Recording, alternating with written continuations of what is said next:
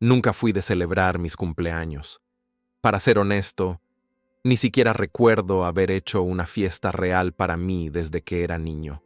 Pero al cumplir 60, sentí que necesitaba algo distinto. No por mí, sino por todo lo que habíamos vivido juntos. Más de 3 décadas de matrimonio, 3 hijos, 2 mudanzas, incontables noches resolviendo problemas, deudas, enfermedades. Pensé, lo mínimo que puedo hacer es una cena elegante, íntima, compartida. Reservé el salón privado de un restaurante que a ella le gustaba. Decoración sobria, velas, una selección especial de vinos. Invité solo a los más cercanos. Mi hermano, una amiga de la familia, un colega del trabajo y, por supuesto, ella, mi esposa. Pasé semanas coordinando detalles. No soy experto en flores, pero elegí rosas blancas porque recordaba que una vez dijo que le traían paz. Contraté un pianista en vivo, solo para tocar Clair de Lune, porque fue la música de fondo el día en que nos reconciliamos después de nuestra peor crisis.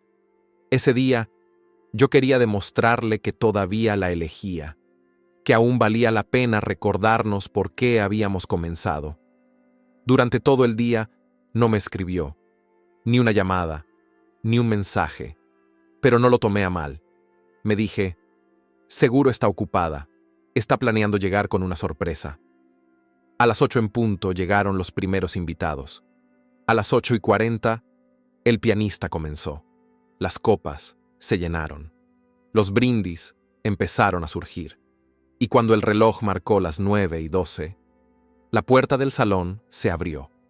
Y allí estaba ella, mi esposa, radiante, como siempre, vestida con un conjunto negro que yo no había visto antes. Perfume caro, maquillaje impecable, mirada calculada. Se acercó con paso firme, pero sin apuro. Todos sonrieron. Algunos aplaudieron su llegada. Yo me levanté, quise abrazarla. Ella me detuvo con un gesto sutil. Me entregó un sobre blanco, sin decir una sola palabra. Pensé que era una carta, un poema, una nota personal, pero cuando lo abrí, no era nada de eso.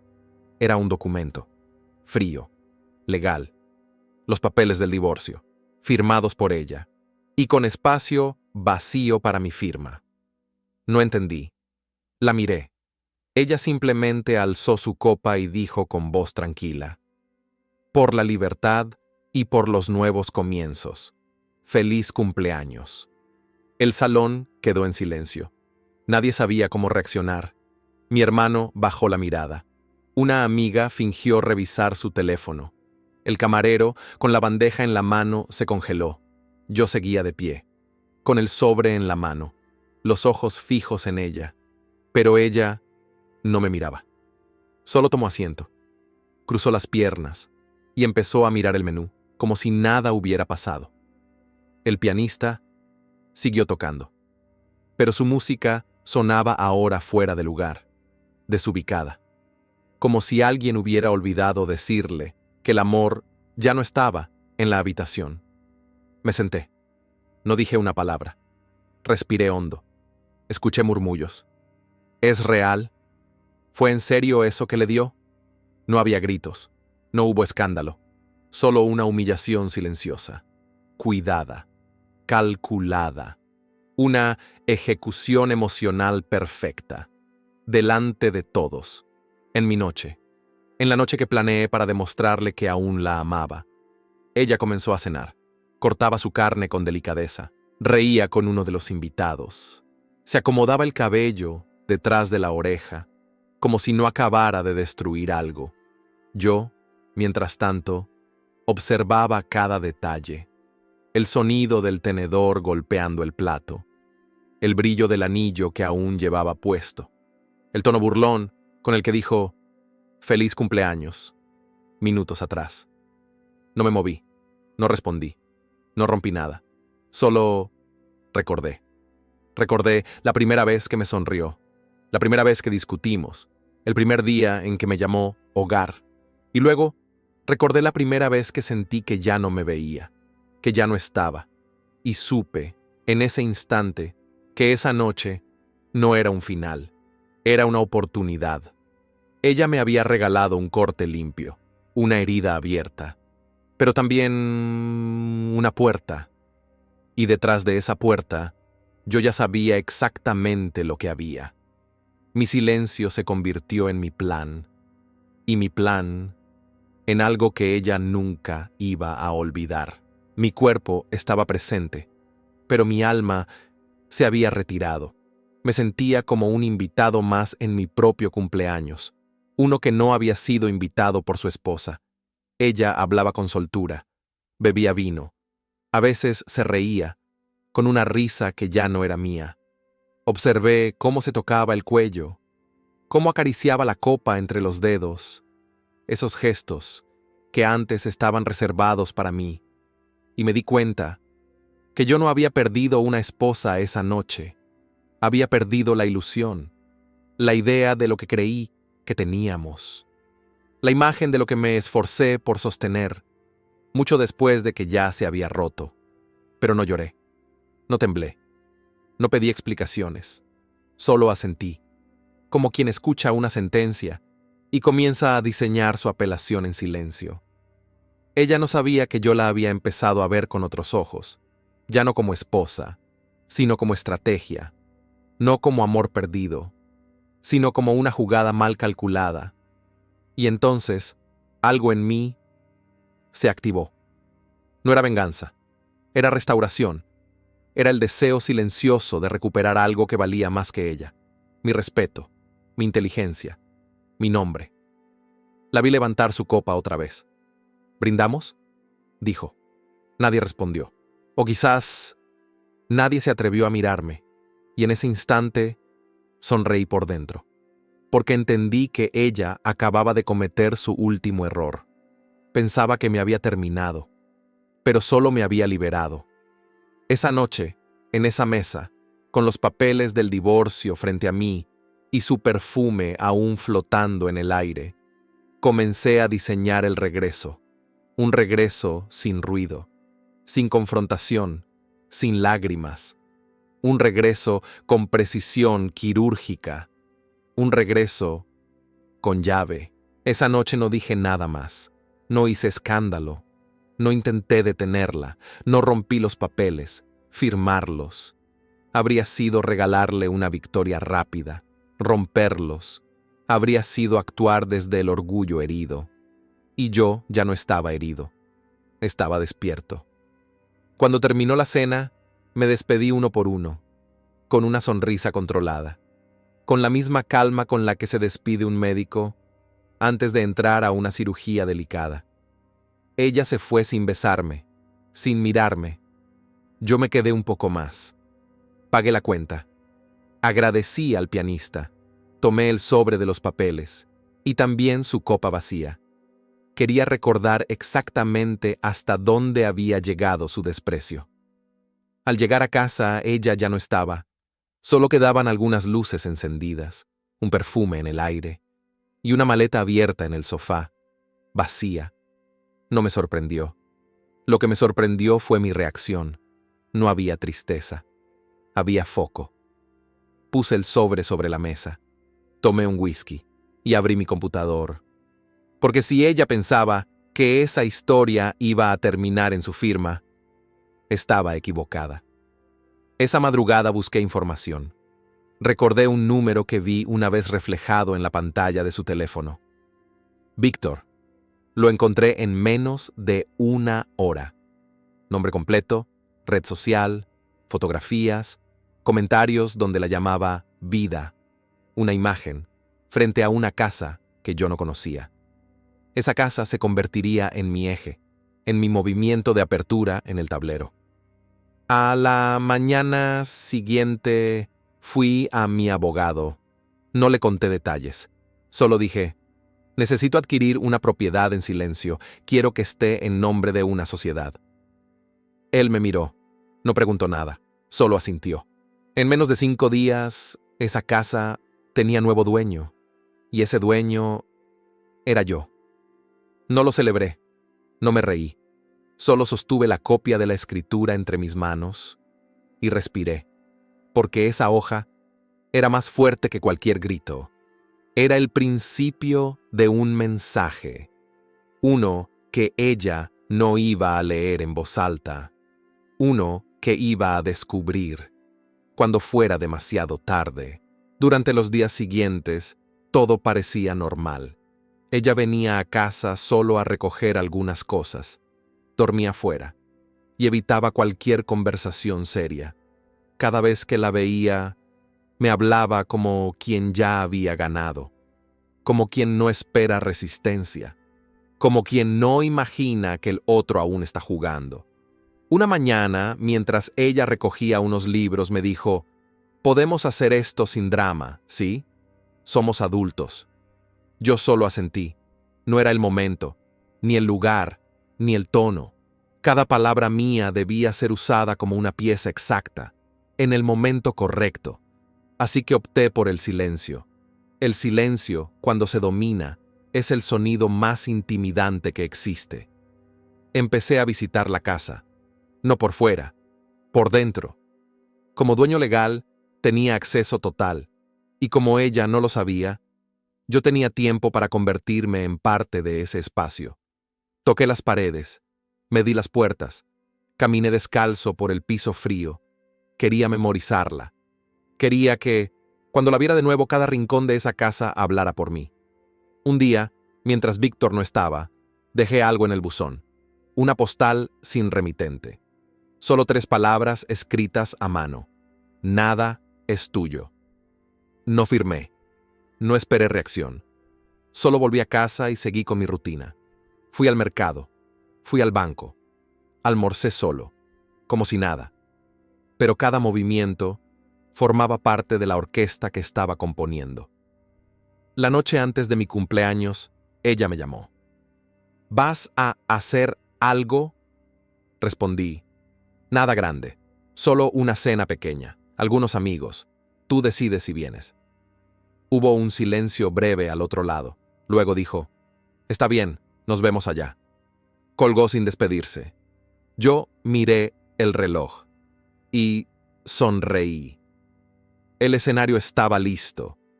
Ella había aceptado su asiento en el espectáculo que aún no sabía que yo dirigía. No fue una sola visita a la casa, fueron 3. La primera fue solo para observar, la segunda para estudiar, la tercera para marcar territorio.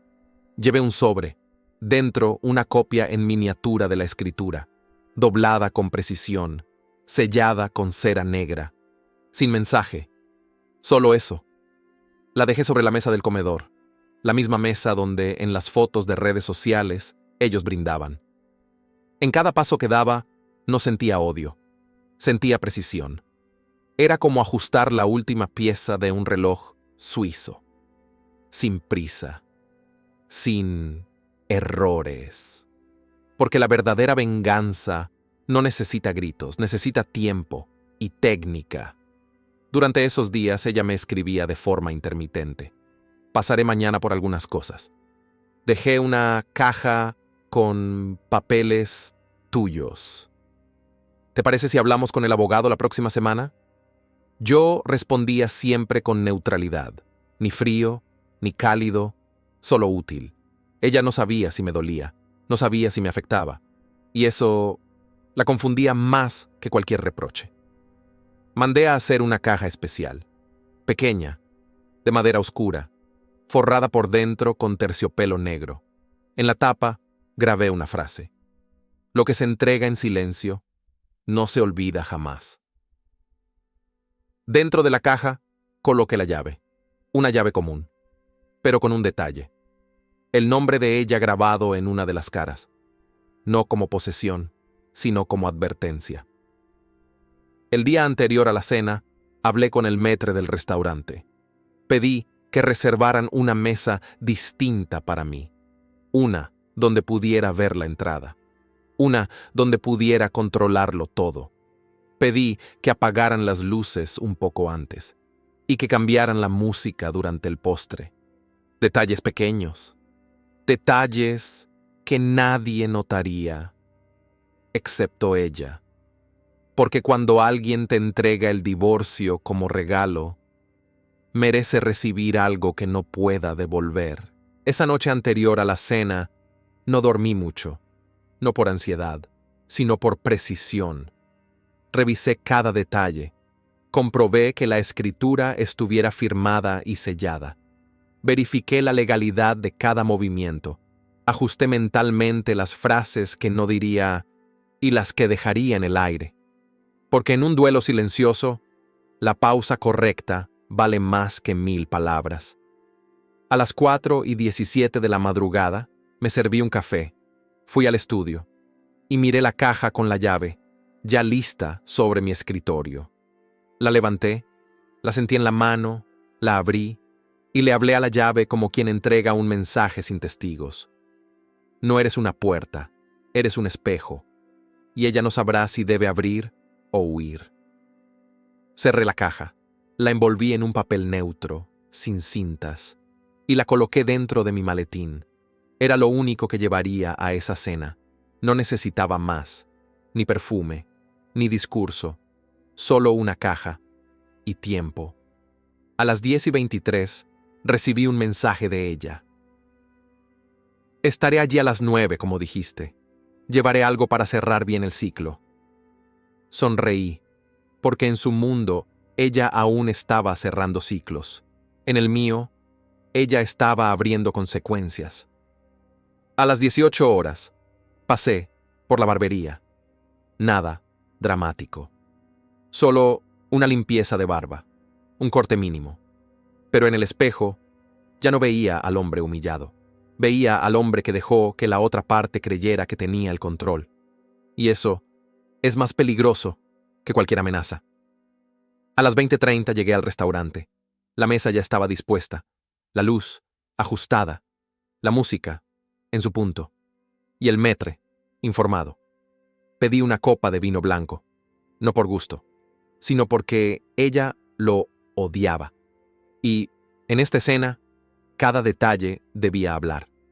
Cuando el reloj marcó las 21 horas, me senté, respiré, acomodé la caja dentro del maletín y miré hacia la puerta.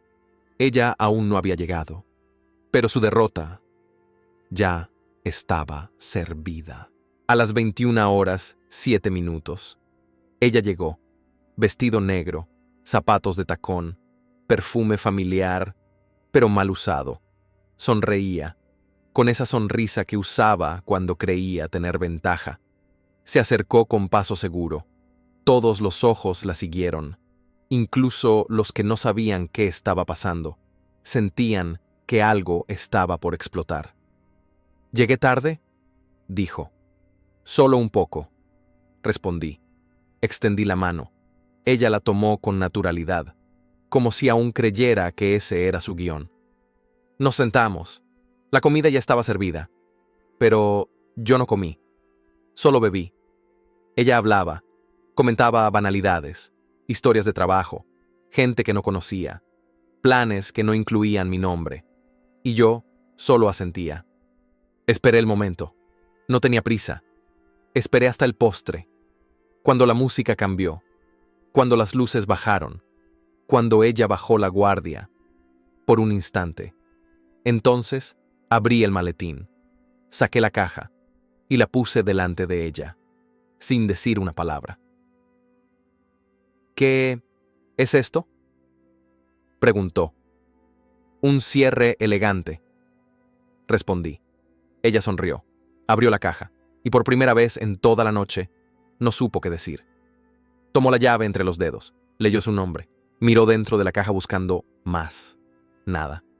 Solo silencio. Y entonces le entregué el sobre, el que contenía la escritura, el documento legal, sellado, con su dirección y mi nombre. Lo abrió, leyó 2 líneas y se congeló. Sus ojos buscaron los míos. Pero esta vez, yo no los ofrecí. Miraba la copa, miraba el fondo del vino, como si fuera más interesante que su colapso.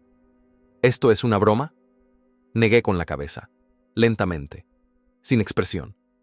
¿Cuándo lo hiciste? Cuando decidiste que yo no era suficiente. Ella quiso responder, pero las palabras no salieron. Solo quedó la respiración cortada, la mano temblorosa y la llave aún entre sus dedos. Me levanté. Coloqué una servilleta sobre la mesa.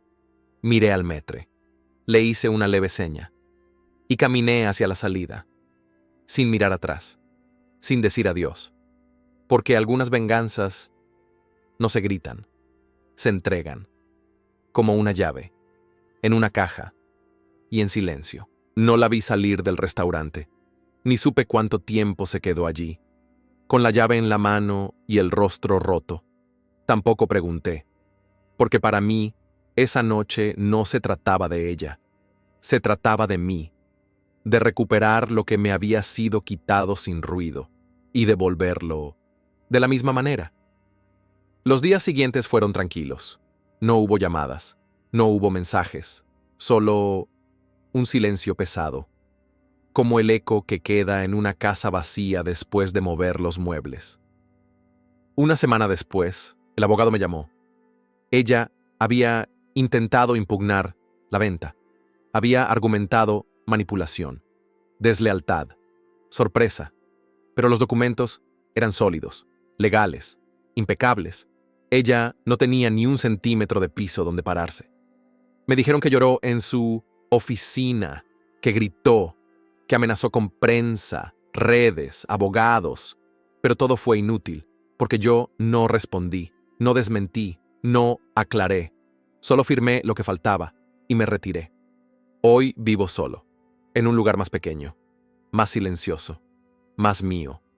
No hay flores en los rincones, ni cuadros en las paredes, pero hay algo que no había sentido en años: paz. A veces me cruzo con conocidos. Algunos me preguntan cómo estoy, otros solo bajan la mirada, como si supieran. No les digo nada, porque no necesito contar la historia. Ella ya lo hace por mí, con su ausencia, con su mirada rota, con la casa que ya no es suya. Guardé la llave, la real, la original, la que le entregué esa noche, no como trofeo, sino como recordatorio de que hay batallas que se ganan antes de que el otro sepa que comenzó la guerra. Y desde ese día entendí algo que no le deseo a nadie aprender así: que a veces quien más te subestima es quien más teme el sonido de tu silencio.